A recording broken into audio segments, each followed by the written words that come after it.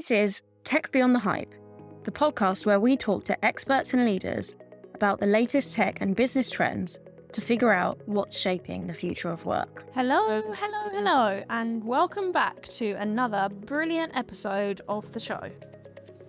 Our guest today, Amy Lewis, is Director of Product Marketing for AI at GitHub.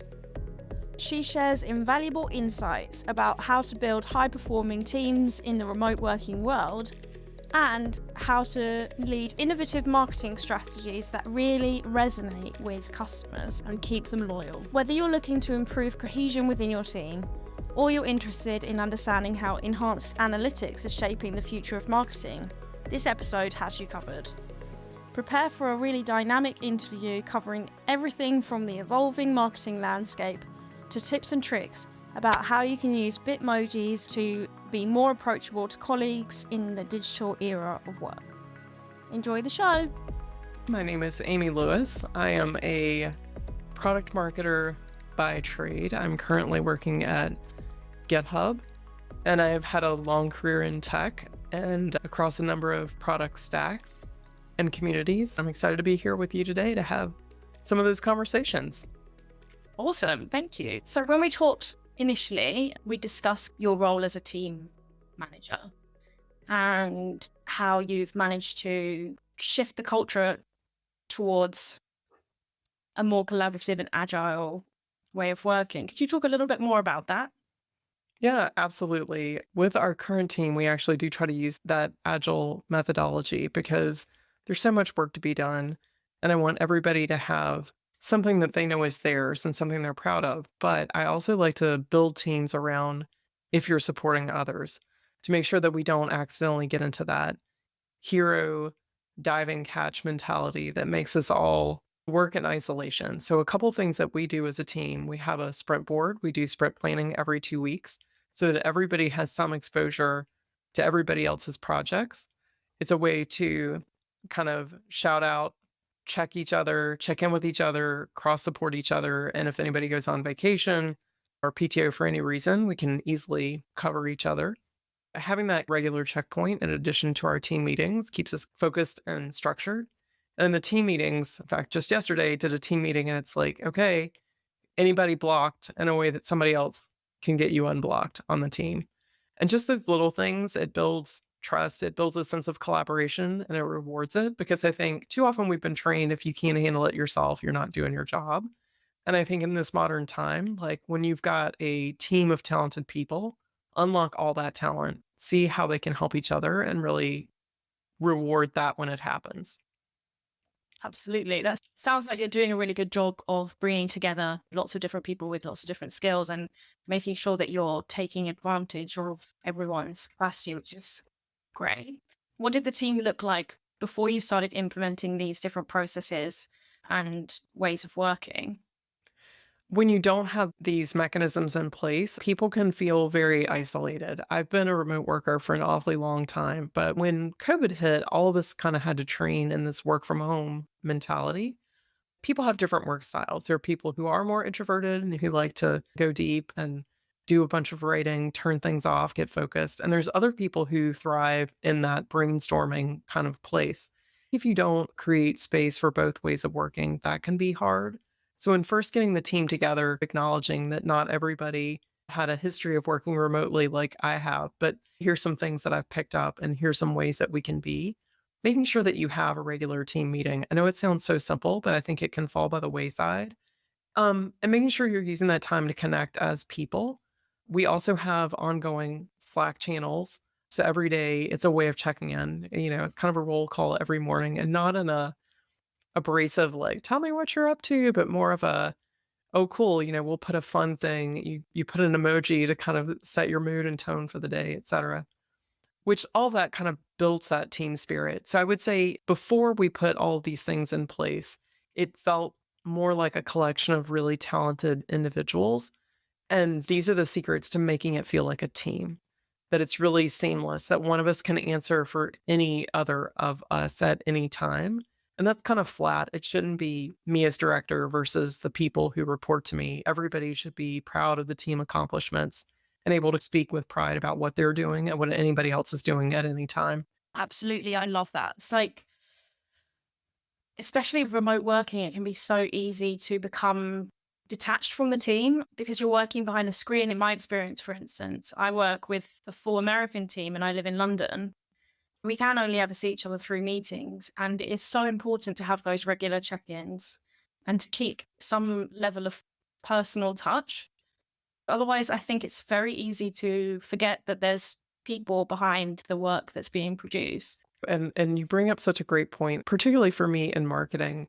It's such a people activity, if you will. And so reminding ourselves how we can connect through these new tools and ways and means. In some ways, it's a meta analogy for what we need to do in our work because we can't necessarily go out and shake hands of everybody we're trying to sell to, right? It won't scale. So as we think about these scale mechanisms, think about what works for ourselves, like what helps us feel connected to each other, to our product, to our mission. And we bring that in our work. We did some brainstorming this week too. And again, a little bit of an ad hoc, but the same spirit you would do if you were laughing and doing it together in person, like ways of kind of breaking down that barrier and building that trust is just going to get you to higher productivity. If I'm being very bloodless about it and take the humanity out, like it's good for work too, because when you have that trust and you have that camaraderie together, you're so much more productive. It's so much more productive to have the ability to collaborate than it is to be just an individual hacking away, hoping things get better, checking your watch, are we off the clock yet? All of it makes it better whenever you feel like you're in it together with a mission. And it informs our work as marketers of how we're going to take that spirit out to the audience. Mm-hmm. Absolutely. I was just thinking as you were speaking, we're both from a generation that has experienced office life and then gone remote, even though obviously you said you've been working remotely. There's a whole generation of people who will be working remotely and that be their only reference point of what work looks like. Do you have any Gen Z people in your team? And if so, how are you helping them to feel the same level of connection that other people who previously worked in the office and who know each other already? How do you kind of create that sense of camaraderie for them? It's such a great question. We don't have any Gen Z folks on the team. We do have a couple of interns, and I do have some mentees who I've worked with. And I love your question because I think it's a point that all of us, either in management or I guess we're the elder statespeople now who've seen life before and after, I think we have to teach it. I think it's a reminder to all of us that there is a great opportunity in kind of teaching the craft of collaboration. We're inheriting a generation because my kids are of that younger generation who did slides in school and group projects. Like that was emphasized in a way that probably it wasn't as much for us growing up. So they have some of this baked in collaboration by virtue of their training. And to your point, what they don't have is what that looks like in this office or professional setting and how to work in those hybrid models. So I think you have to talk it through. You have to talk very openly about the art of what you're doing.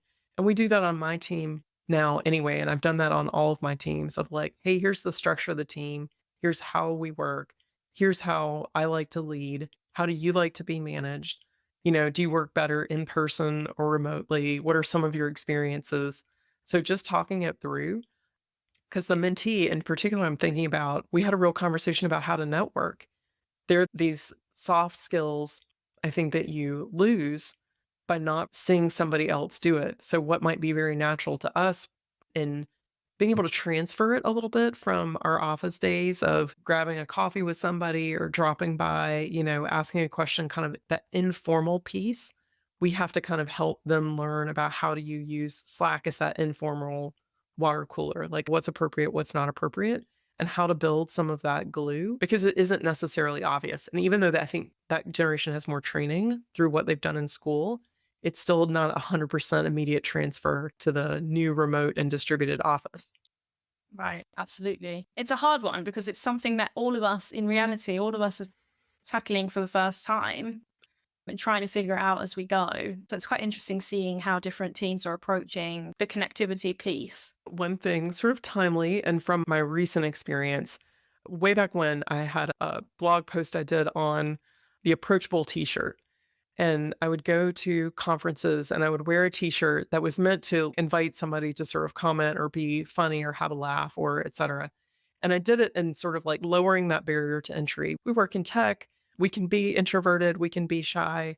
And so making it easier for somebody to have that first conversation with you, I take that into my Slack life now. So I use a Slack Bitmoji. I'm a football fan, the universal football, soccer for Americans. And so I play as well as really enjoy watching. So I've got a Bitmoji of me kind of juggling a soccer ball. And it's completely silly. But at a recent get together, multiple people came up and said, I recognize you from your Bitmoji. Do you play? Like, I play too. Really great conversation. So, just one little tip and trick, think about some part of your personality that you want to talk to other people about, a way you want to connect, and sort of flash that. Do what you can to help yourself be approachable and give people a way to engage you. So, that's one trick that I like to teach people of like, it can be a line in your Slack profile, but don't forget that piece of you that makes it easier to have the first conversation so you can lead in and have the second conversation. That's a really great tip. I really like when work can be a little bit silly. I think it's always good to kind of take down the mask a little bit that people wear at work. So it sounds like you're really managing that, even just with something simple like an emoji. A Bitmoji. Yep. So it looks enough like me that I can be identified. So they let me use it, right? But it's got this, I'm juggling a soccer ball and sometimes it builds that rapport and sometimes you find out you cheer for different clubs, but that alone becomes like a conversation. We've got all sorts of football tournaments happening right now. So I'm having those conversations internationally. You bring a little bit of yourself and then a little bit of what's happening in the world, and it just makes a simpler connection. And I think that's something when I talk to Gen Z folks, they're so good that they've got digital native in a way that I can only aspire to, but reminding them of how do you break that first barrier, right? Like oftentimes people in their chat threads and their whatever, they actually met in real life and then kind of form these groups. But when you're doing it truly remotely, how do you get some of that rapport? And they know these tricks in some ways. They know them better than I do, but they don't always think about cross applying them to their professional life. Right. That's brilliant. I love that. I guess it kind of feeds back into what we were saying about trying to personalize and humanize the person behind the screen. If I step away a little bit from our conversation and focus on marketing, which is kind of your main focus area, how do you translate that into the world of marketing? Because you were saying earlier about marketing strategies needing to be more personalized, and how are you doing that? I think that it starts with good listening.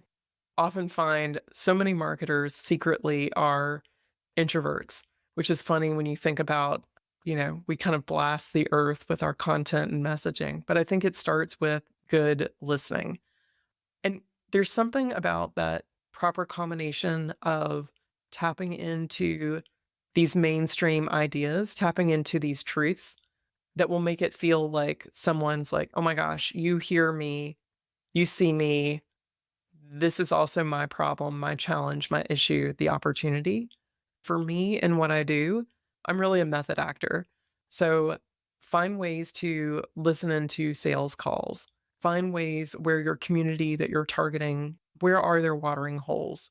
Go listen and lurk. Really get into the language of it, get into the rhythm of it, and you'll quickly see what the patterns are. And then start to tailor your messaging, your positioning, and what you're doing around those needs and see where you can map your language right back to what you're saying. Echoing works. We like to see ourselves in what we're viewing. That alone feels personalized. How much of that personalization and the listening comes from data? The way that you said it makes me think of kind of going to conferences or being in person at a watering hole, listening in. But how much of that listening comes from data and analytics?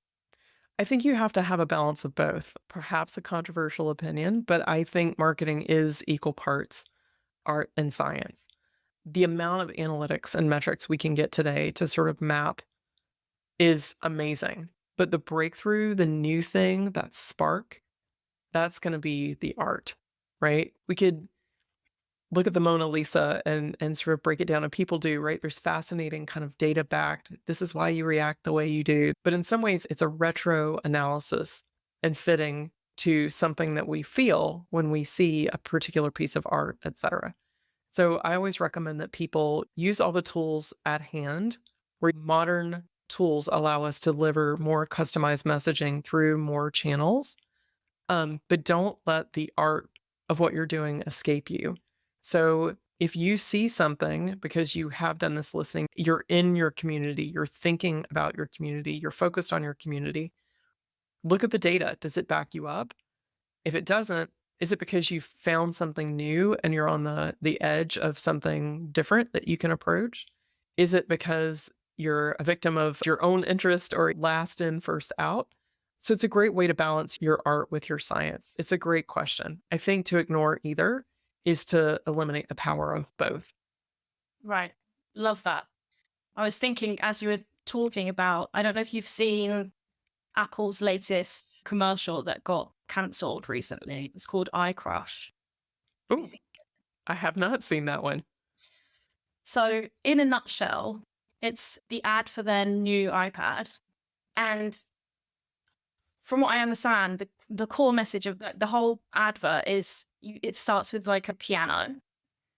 And it's all these kind of quote unquote retro things that start becoming crushed by the iPad. So the message is kind of, you can achieve all of this stuff. You can achieve great music, great art, great everything through technology. And it massively backfired. You had the whole creative community being like, you're saying that technology is going to replace a whole bunch of things that are really important for the creative industries. And I guess it echoes what you were saying about it's a combination of both. You have to be able to leverage the technology to an extent, but it's also about having the creativity and the magic that happens outside of the technology. And I love that too, because it does speak to the know your audience and balance the, when you do have a disaster, sometimes it's because you haven't listened to both sides of the data and the customer surveys and, the art and the good sense in advertising or product launches. One of the famous ones is always the new Coke when it got launched way back when. Mathematically, everything seemed like this would just be the perfect thing, and people didn't take into account perhaps enough the deep emotional connection people had with Coke as it was. Again, one of the classic kind of launches, crashes, and rollbacks in history.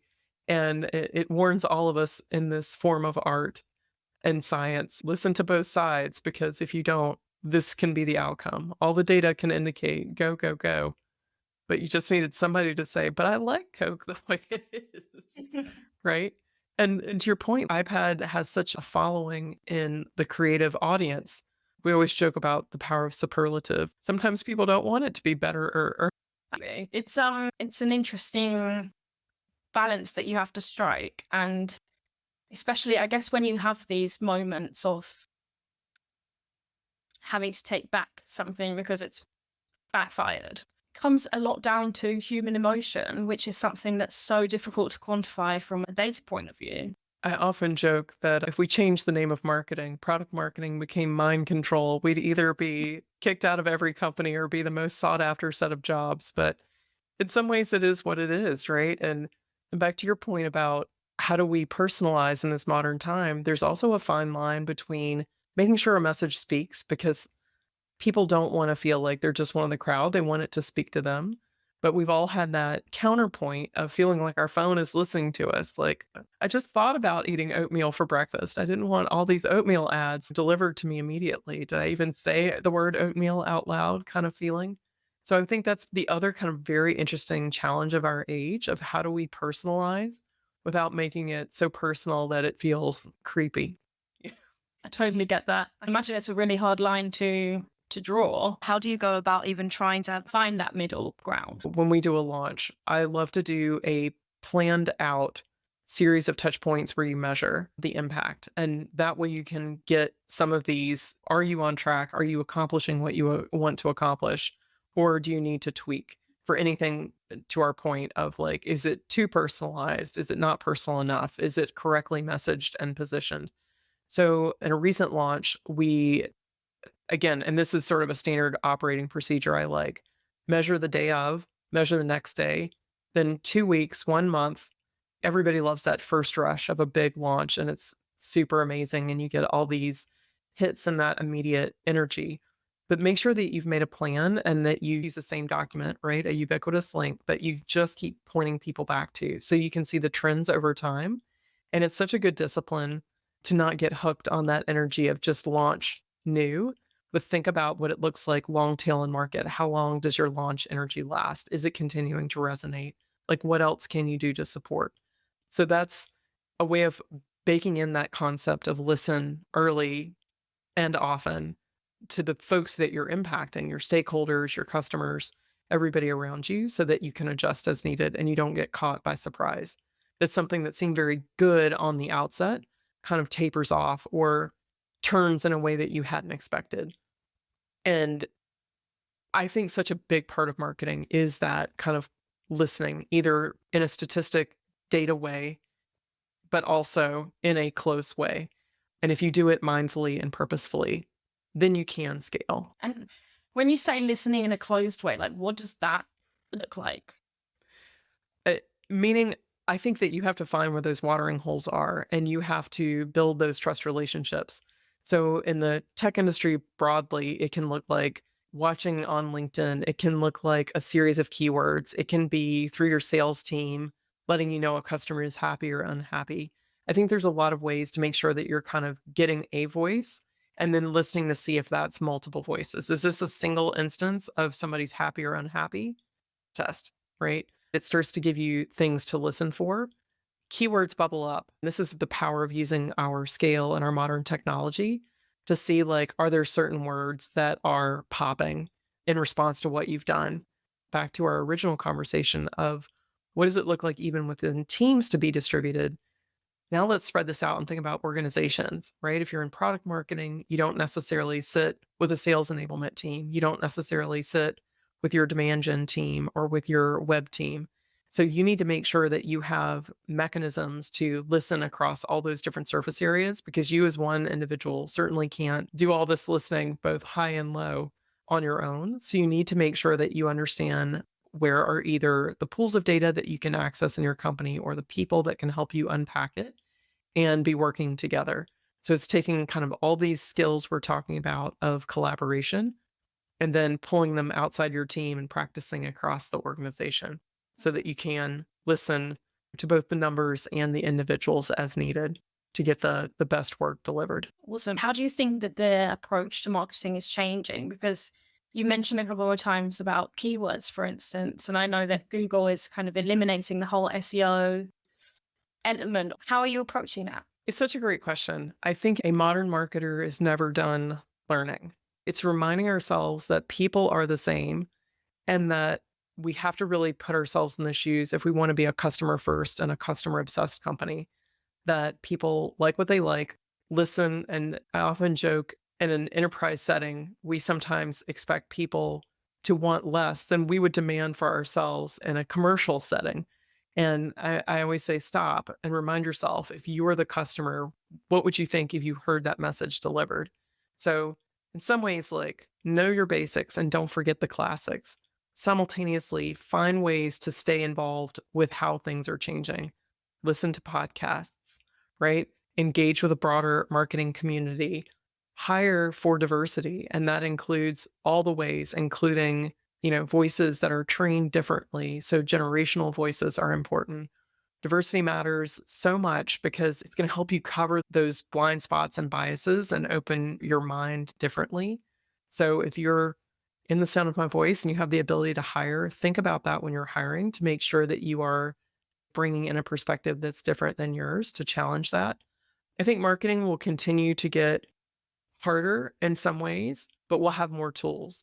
I look back at the days when it used to be you'd buy a billboard and you barely had to explain to someone why that had ROI. And then when the web came, I think all marketeers got held far more accountable to numbers rather than the art of what they delivered. And I think that as we go forward, especially with that rise of AI, that we're just going to be speeding up in terms of what the demands are for marketers to kind of prove ROI. And I think the only way to stay on top of that is, again, stay connected to the community of marketing at large, stay on top of what the modern tools are, and test, get a sandbox, experiment, try things on. So whether you learn by reading or doing or by learning from others, keep all those channels open. But remember the basics. In the end, we're trying to convince somebody to do something. So what does that look like for you? And what are the modern tools to get there?